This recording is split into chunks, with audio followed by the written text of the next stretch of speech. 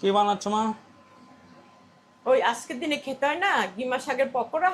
কেন আজকে কি আছে? আজকে সংক্রান্তি আছে না, আচ্ছা তিতর ডাল আর এগুলো খেতে হয়। ঠিক আছে, বানাও। এর মধ্যে আমি এগুলো ঢেলে দিচ্ছি।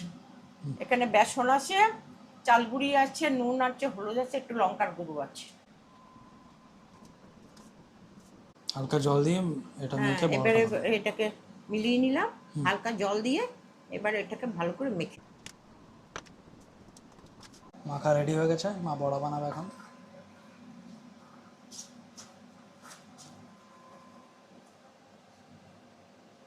এই যে বড়াটা ভাজছি।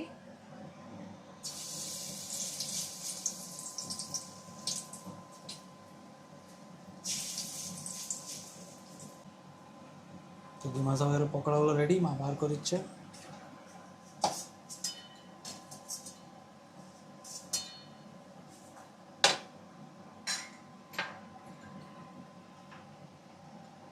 পকোড়া কমপ্লিট।